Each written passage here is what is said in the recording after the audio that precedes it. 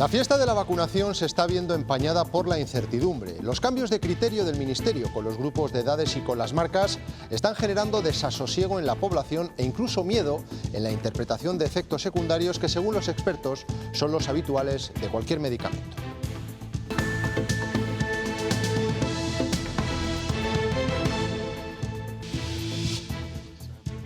La Organización Mundial de la Salud desaconseja que los vacunados con AstraZeneca completen el ciclo con una segunda dosis de otra farmacéutica. Francia no ha tenido en cuenta estas recomendaciones y sí apostará por la mezcla de sueros. Buenas tardes. La Sociedad Española de Inmunología tampoco considera beneficioso este cóctel de vacunas. Considera que los menores de 60 años que se han puesto la primera de AstraZeneca deben repetir con la segunda. Daniel de la Fuente.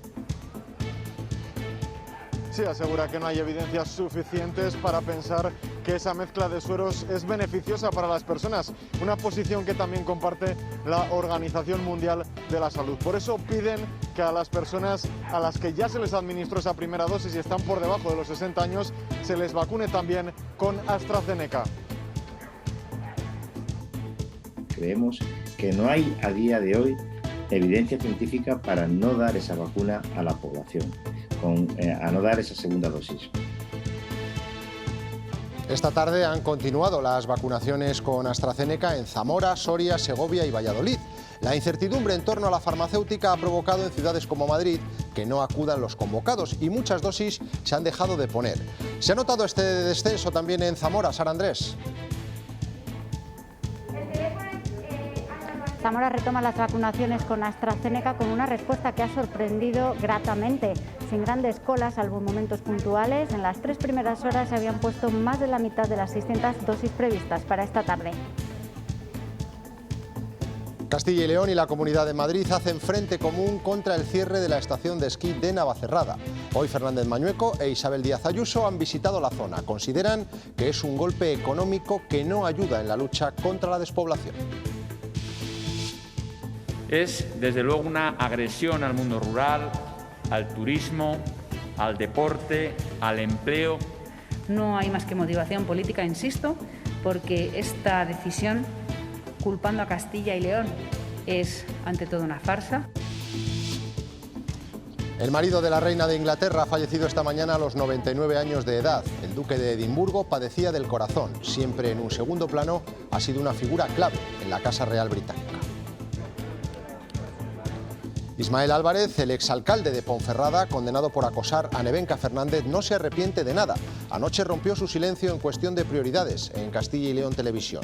Lo ha hecho 20 años después en una entrevista que ha aplaudido la familia de Nevenka porque ha servido, dicen, para verle tal y como es. Yo no me tengo que arrepentir absolutamente de nada porque yo no hice nada, de nada, de nada. Es una condena absolutamente injusta. Hoy hemos tenido muchas nubes, lluvias y alguna tormenta por la tarde. Serán los protagonistas del fin de semana. Buenas noticias para el sector agrario que estaba pidiendo a gritos el agua.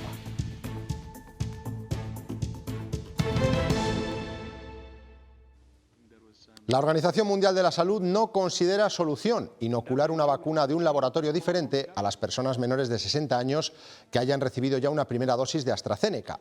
La OMS asegura que intercambiar vacunas no es algo que se pueda recomendar en este momento. Lo más razonable, señalan, sería administrar a estas personas una segunda dosis de AstraZeneca.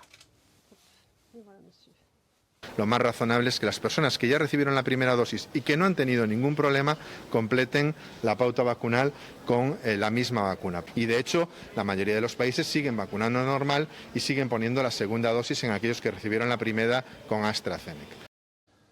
En términos parecidos se pronuncia la Sociedad Española de Inmunología. Apuestan por agilizar la vacunación. La primera dosis ya protege en un 70% y la segunda debe ser de la misma farmacéutica. Daniel de la Fuente. Sí, ante la falta de evidencias científicas que prueben que esa mezcla de dosis de distintas vacunas es buena, recomiendan que los menores de 60 años que ya recibieron ese pinchazo de AstraZeneca reciban el segundo también de esa misma vacuna. Además, dicen que se debe aumentar el rango de vacunación con AstraZeneca hasta los 79 años. Ante la incertidumbre, los expertos aportan evidencias. Los inmunólogos creen que los menores de 60 ya vacunados con AstraZeneca tienen que recibir la segunda dosis. Al final se impone el certificado de vacunación o el pasaporte inmunitario, como quieran llamarlo.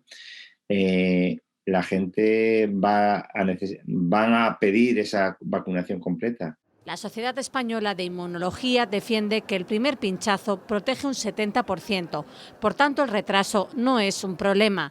Además, desconfían en utilizar otro laboratorio como van a hacer en Francia. Lo prioritario es agilizar. Por eso, y basándose en el modelo británico, proponen vacunar a más población con estas dosis. Entre 70 y 79, si no llegamos o si no aceleramos suficientemente el ritmo con las vacunas disponibles de ARN en esa población. Los cambios de criterio han generado dudas, pero los expertos defienden su eficacia. La comparan con la heparina, una medicación que también puede provocar trombos. Yo no conozco a nadie que le haya dicho a su médico no me pongas heparina, no sea que vaya a tener un evento adverso. La mejor vacuna es la que está puesta, dicen los inmunólogos. Más de 2 millones de españoles ya han recibido el suero de este laboratorio. La Agencia Europea del Medicamento analiza 4 casos de trombos en personas a las que se les inyectó otra vacuna, la de Janssen. Uno de ellos apareció durante el ensayo clínico de la vacuna y 3 durante el uso de las dosis en Estados Unidos. Las autoridades europeas piden tranquilidad, dado que aún no está claro si existe una asociación causal entre la vacuna con Janssen y la aparición de estos trombos. Esta tarde se han reiniciado las vacunaciones con AstraZeneca en las provincias de Valladolid, Soria, Segovia y Zamora. En esta última se ha convocado a los nacidos en 1956, cuyas citas quedaron en suspenso el pasado miércoles. Uno de los puntos de vacunación es el Teatro Ramos Carrión. ¿Se ha notado menos afluencia de gente allí por la incertidumbre generada, Sara Andrés? En Zamora no se ha notado que la incertidumbre haya condicionado la asistencia de la gente. 580 personas nacidas en el año 1956 estaban convocadas esta tarde en los 2 puntos de vacunación del Hospital de Benavente y este del Teatro Ramos Carrión de Zamora. Sin grandes colas, salvo momentos puntuales, en las 3 primeras horas ya se habían inoculado más de la mitad de las dosis previstas. Un ritmo muy positivo que ha sorprendido incluso a los propios sanitarios. Aquí la responsabilidad ha vencido al miedo. Si es para bien, pues es para bien, ¿qué vamos a hacer? El caso es que se marcha el bicho este. Se lo puso mi hija, que es más joven y ha estado malita, y me dijo que me lo pusiera. Porque si los efectos que dan son como el COVID, dice ya con un día ya he tenido bastante. Que me la pusiera, y me la he puesto. La vacuna será mal o bien, no lo sabemos, pero la enfermedad es mala, si entra. El personal sanitario nos comenta que el número de vacunados ha descendido en comparación con la jornada de ayer. Tan solo en la tarde del jueves se inoculó alrededor de 1.600 personas. Los motivos, por un lado, podría ser la claridad en el calendario de vacunación y en los horarios de inoculación, también esa alarma social creada por esos casos notificados de trombosis en la administración de la vacuna de AstraZeneca, y también el tiempo hoy lluvioso en Valladolid que habría desanimado a mucha gente a venir hasta aquí. La mayoría de las personas que hemos preguntado nos confiesan que están alegres por saberse vacunados, aunque todavía continúa la incertidumbre por la vacunación. Mañana y pasado seguirán vacunando aquí en el Centro Cultural Miguel Delibes de Valladolid. Será ya el turno para los nacidos en 1958 y para todos aquellos que se han quedado sin vacunar estos últimos días.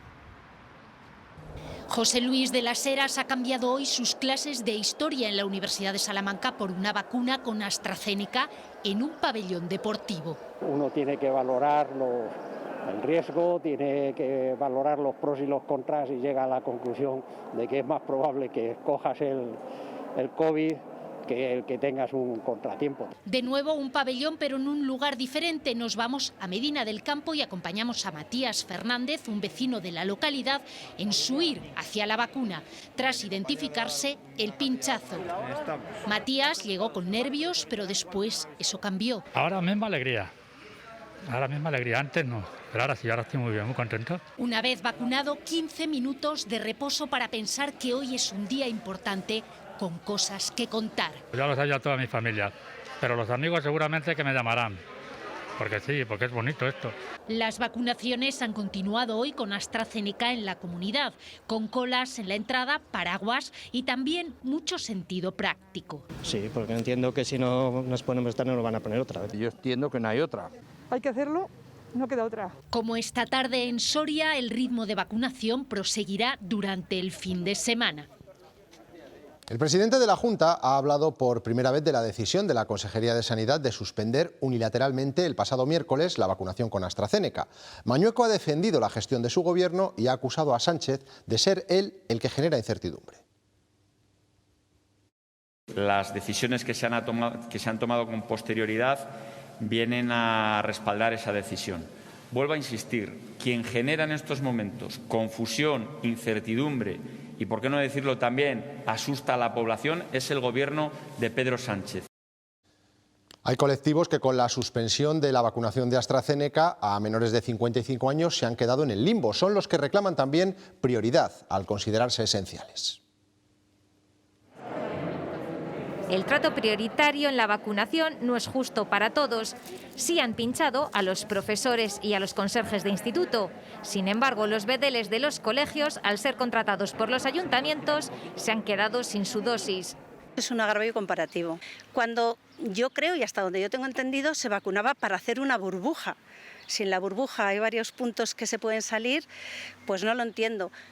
Mientras están vacunados psicólogos o nutricionistas, no lo están las monitoras de comedor escolar o las de las escuelas infantiles que están con niños sin mascarilla. En las guarderías hay diferencias incluso por ubicación. Porque hay algunas provincias que sí que están ya vacunadas. Valladolid se supone que nos han excluido y no sabemos el por qué. En la calle no entienden cómo administrativos sociosanitarios ya están vacunados con Pfizer o Moderna cuando todavía hay mayores de 80 sin su dosis. Porque puede haber funcionarios que pueden tener 22 o 23 años y no necesitan ser considerados como vulnerables. O que falte por vacunar una parte de los esenciales de la primera ola. Están más expuestos las cajeras y todo eso que los funcionarios. Creo que hay que vacunar antes a la gente que tiene más contacto con el público. Nosotros tampoco en los supermercados se puede teletrabajar. Nos gustaría que para el tema de la vacunación también se nos tuviera en cuenta. Y por edad tardarán, porque los empleados de supermercado de media tienen 40 años. Valladolid será la primera provincia de la comunidad en empezar a vacunar a personas de entre 70 y 79 años. Se iniciará el lunes en el Centro Cultural Miguel Delibes y el martes en Tudela de Duero. Según la estrategia de vacunación, se les inocularán dosis de Pfizer o de Moderna. La Delegación Territorial de la Junta en Valladolid está difundiendo horarios según el año y mes de nacimiento para evitar aglomeraciones. El problema es que comienza a vacunarse una nueva década sin haber concluido con los mayores de 80. El objetivo era conseguirlo en los próximos días, aunque todavía falta. El porcentaje es este que ven. El 56% de los mayores de 80 han recibido la pauta completa en Castilla y León. La media es más alta que en el conjunto del país. Eso sí, al 91% se les ha puesto ya una dosis. El presidente del Comité Nacional de Bioética defiende que la prioridad ha sido vacunar a los mayores y a los sociosanitarios, independientemente de su edad y lugar de trabajo. Esto no es como la priorización de los respiradores, en los que tenía 2 pacientes y un respirador y a uno le excluyo. Esto no es una estrategia de exclusión, es una estrategia de pura priorización. Todos van a ser vacunados, unos van a ser vacunados antes.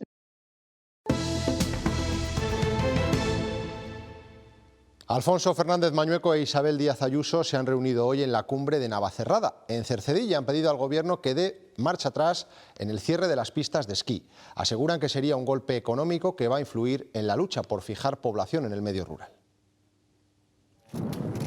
No era, como ven, el mejor día para hacer este recorrido, pero Mañueco y Ayuso no han desistido de recorrer la estación de Navacerrada para pedirle a Pedro Sánchez que rectifique en su cierre. Es una decisión política unilateral del Gobierno de Sánchez. Es, desde luego, una agresión al mundo rural, al turismo, al deporte, al empleo. Tachan la decisión de arbitraria, ideológica e injusta e insisten en que no hay ninguna norma que impida que la estación siga abierta. Se han alegado unas supuestas razones jurídicas que son falsas. No hay más que motivación política, insisto, porque esta decisión, culpando a Castilla y León, es ante todo una farsa. Rechazan que el argumento del cambio climático o la afluencia de tráfico sean válidos para esta decisión y la enmarcan en un agravio a sus comunidades. No sé qué clase de municipalismo es este, que atenta precisamente con las personas que viven en estos pueblos más pequeños. El Gobierno Sánchez es una especie de caballo de Atila en Castilla y León, que donde pisa no vuelve a crecer la hierba. Creen que la decisión no suma nada en la lucha contra la despoblación y ambas comunidades van a estudiar si es posible declarar a la estación bien de interés cultural. La ciberdelincuencia está cada vez más extendida, pero en la red hay vigilantes que tratan de tener controlados a los hackers. En León están preparando señuelos para atraer a los atacantes, entretenerlos y estudiar su modus operandi. Esto es un señuelo para ciberdelincuentes. Intentamos que sea algo que atraiga la atención del atacante. Pues puede ser una infraestructura que tiene un servicio a la población, puede ser una planta potabilizadora. Y para que la trampa funcione, utilizan un entorno real. El sistema es totalmente operativo, contamos con los sistemas de seguridad típicos que nos encontraríamos. Y en un momento dado, un ciberatacante intenta estropear el sistema. Continuamente estás recibiendo ataques y eso te da un orden de magnitud de lo que está pasando ahí fuera. Es tremendo. O sea, no somos conscientes de lo que está pasando desde el punto de vista de los intereses atacantes. Tan continuo que en apenas una semana pueden recibir 35 millones de interacciones desde todo el mundo. El sistema entretiene a los atacantes mientras va extrayendo información sobre ellos. Desgranamos la información para ver qué máquina se está atacando concretamente, qué protocolo está utilizando, si se están yendo a la bahía de ingeniería, que es un sistema operativo como un Windows, por ejemplo, o si se están yendo directamente a la máquina que te puede afectar a un sensor como un sensor de temperatura. Y lo hacen desde el Centro de Innovación CAIN de Telefónica en León. Desde siempre hubo voluntad por parte de Telefónica de apostar por Castilla y León y por León precisamente para estar cerca de donde se manejan las políticas de ciberseguridad. El proyecto Aristeo surge de la colaboración entre Telefónica y Cidaut. Generarán la inteligencia necesaria para ayudar a mejorar la ciberseguridad industrial.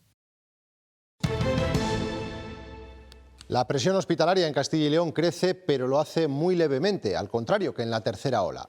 Las UCI siguen por debajo del nivel extremo, pero hay una en concreto que se encuentra prácticamente liberada de coronavirus, con cifras que no se veían desde agosto. José Ángel de Caso, Salamanca.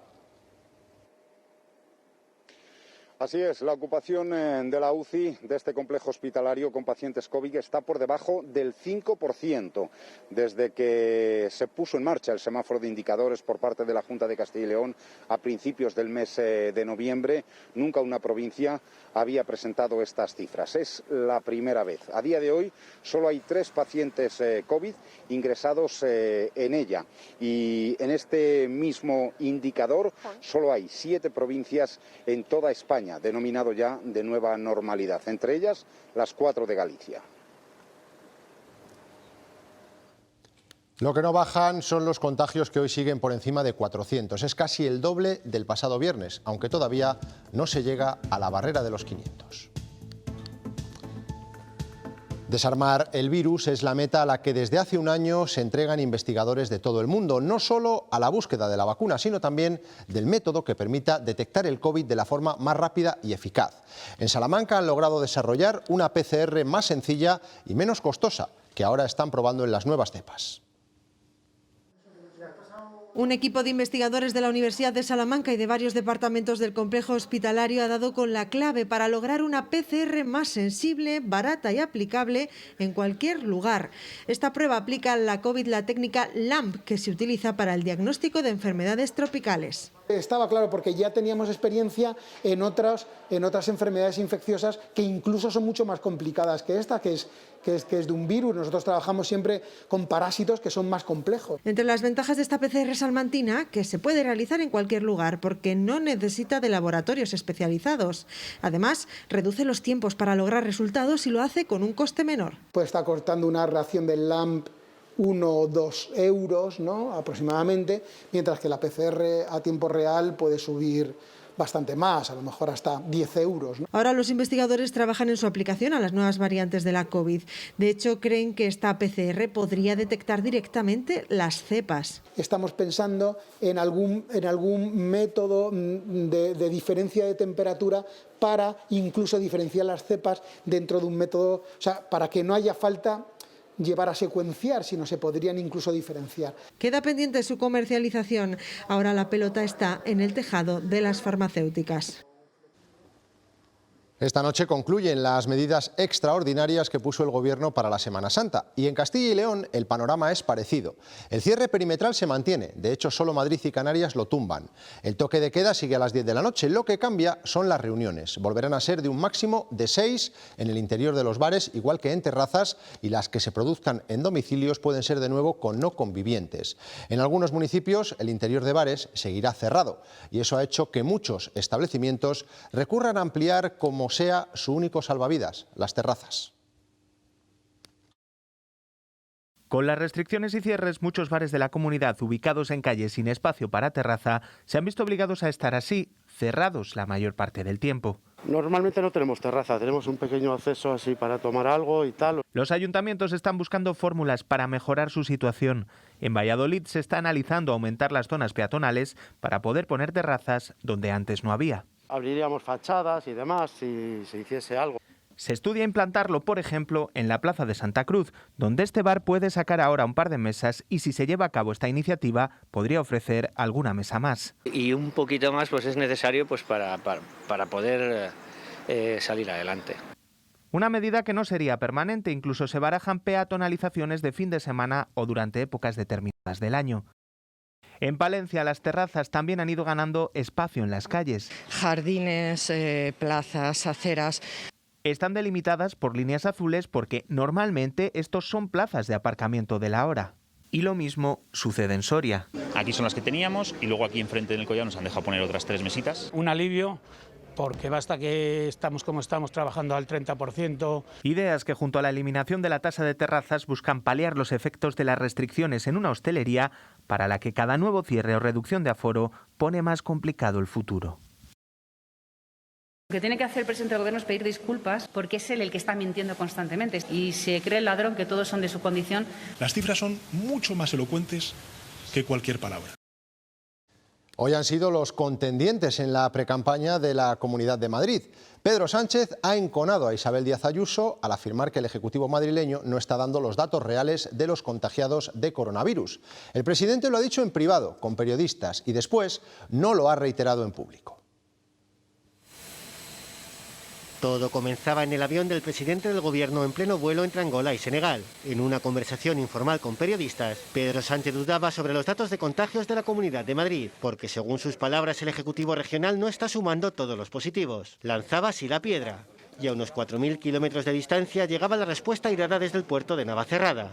Y se cree el ladrón que todos son de su condición. Lo que tiene que hacer el presidente del Gobierno es pedir disculpas por esas afirmaciones tan graves, que eso sí que es desleal, aprovechar que estás fuera de España con prensa para decir eso de una comunidad autónoma tuya también. Poco después, en Dakar, Pedro Sánchez no repetía sus acusaciones delante de las cámaras. Al ser preguntado en rueda de prensa se limitaba a calificar los datos de Madrid, pero sin ponerlos en duda. Media nacional de incidencia acumulada, 174 casos. En la Comunidad de Madrid, 315. Estas son las cifras y creo que son lo suficientemente elocuentes para dejar el lenguaje de la confrontación y empezar a colaborar. Este episodio se suma a la refriega estadística de la campaña madrileña. Es que Madrid da los datos tarde. Madrid tiene los peores datos. Dejando de lado la campaña, Pablo Casado ha pedido a Sánchez que convoque de urgencia la conferencia de presidentes para explicar el marco legal cuando finalice el estado de alarma y para aclarar la situación de la vacunación.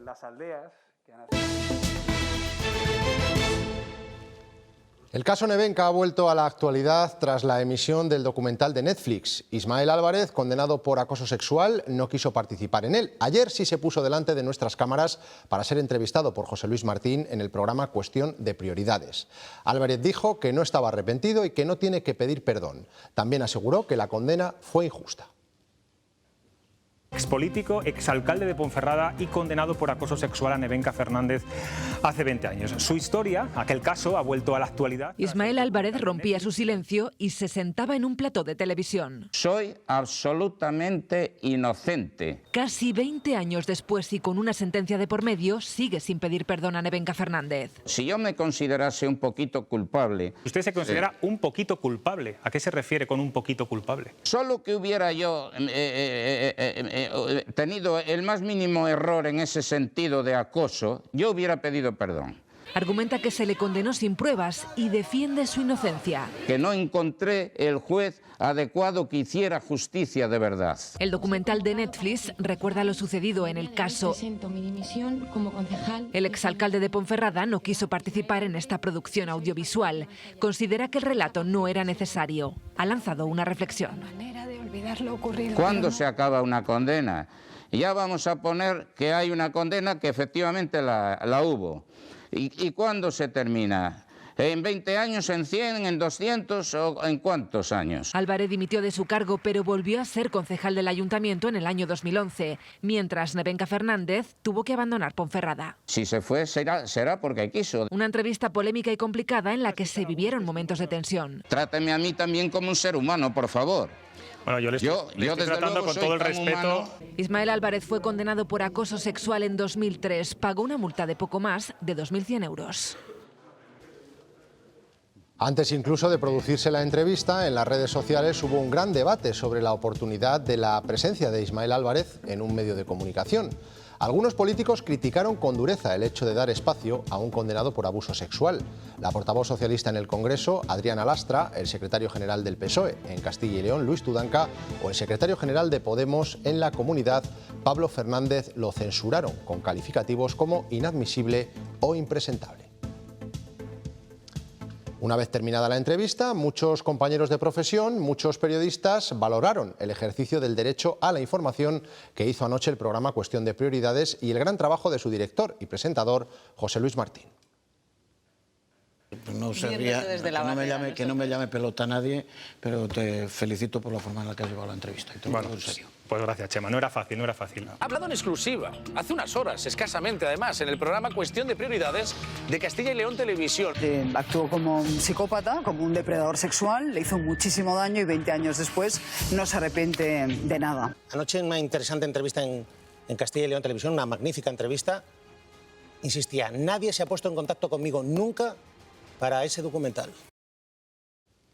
Quien también se ha mostrado satisfecha con la entrevista es la propia Nevenka. Según ha explicado su madre a la Nueva Crónica de León, a Nevenka Fernández le ha gustado que hablara porque se ha retratado.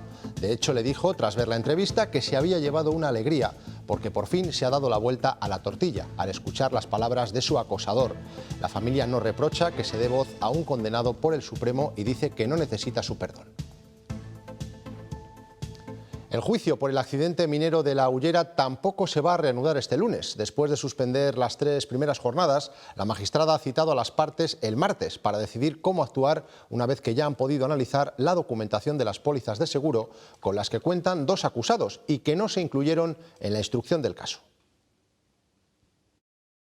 Las partes tendrán un día más para analizar la documentación referida a las pólizas de seguro de responsabilidad civil que tenían 2 de los acusados por el accidente minero del Pozo Emilio de la Ullera Vascolonesa que ocurría en octubre de 2013 y que le costaba la vida a 6 mineros y dejaba heridos a otros 8. Esas pólizas de seguros no se habían tenido en cuenta en el proceso de instrucción y salían a relucir este pasado lunes en el inicio del juicio, lo que obligaba a suspenderlo. El martes la jueza se reunirá con acusaciones, defensas, también en presencia de los propios acusados, para decidir cómo actuar a partir de ahora, si hay que tener en cuenta estas pólizas y si, por tanto, hay que volver otra vez al proceso de diligencias previas.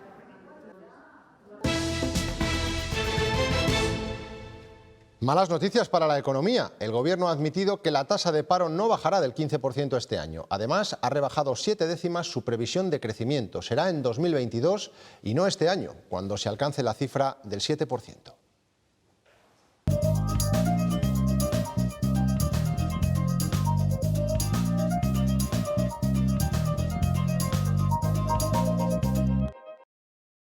La recuperación se retrasa un trimestre, si bien el saldo global de crecimiento previsto para el periodo 2021-2022 se mantiene. Se trata de una previsión prudente. Y hoy se ha presentado el Plan MOVES con un presupuesto 8 veces superior al anterior, 800 millones de euros para fomentar la compra de vehículos cero emisiones. Las ayudas podrán ser de hasta 7.000 euros en el caso de un usuario que se desprenda de un coche de más de 7 años y adquiera uno 100% eléctrico. Arrancará este sábado. Reino Unido está de luto por la muerte del duque de Edimburgo, el marido de la reina Isabel II de Inglaterra. Ha fallecido este mediodía a los 99 años. Felipe de Edimburgo no ha conseguido superar sus problemas de salud tras ser operado del corazón a principios de marzo.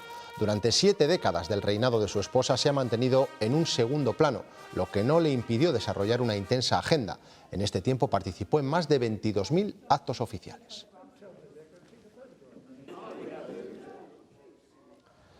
Y esta es la señal en directo del Palacio de Buckingham en Londres. Decenas de personas se han acercado hasta sus inmediaciones para despedir al duque de Edimburgo. Al pesar, las autoridades británicas han pedido que no se produzcan aglomeraciones.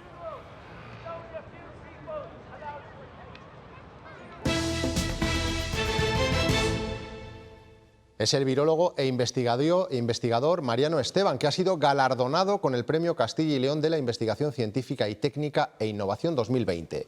El jurado ha premiado su extraordinario estudio sobre los virus y el desarrollo de las vacunas que erradiquen las enfermedades más mortíferas. Actualmente se encuentra junto a su equipo trabajando en una vacuna contra el coronavirus que podría tener luz verde a finales de año.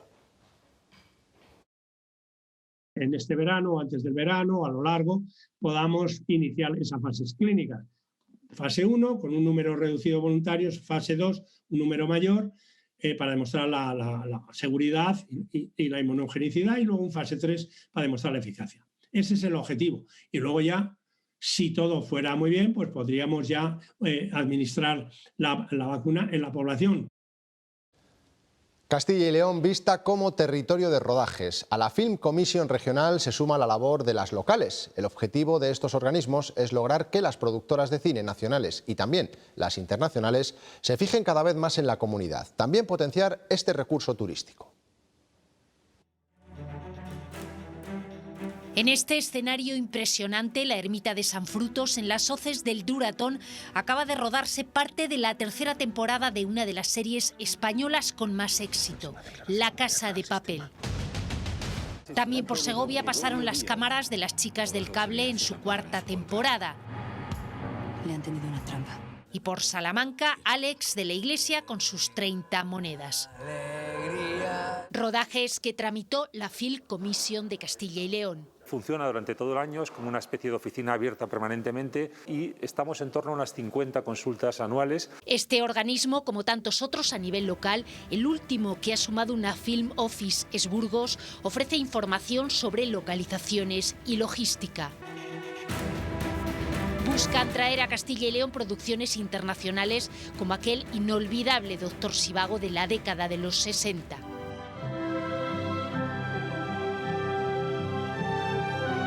Por ejemplo, los Pinares de Balsaín han sido un sitio elegido muchas veces para rodar películas, pero también las carreteras, por ejemplo, de la provincia de Segovia y de Soria, las carreteras de montaña. Las hoces del Duratón, las médulas y carreteras de las provincias más cercanas a Madrid son lo más buscado, y a veces la Plaza Mayor de Salamanca, como hizo Amenábar, para traer de vuelta a Unamuno.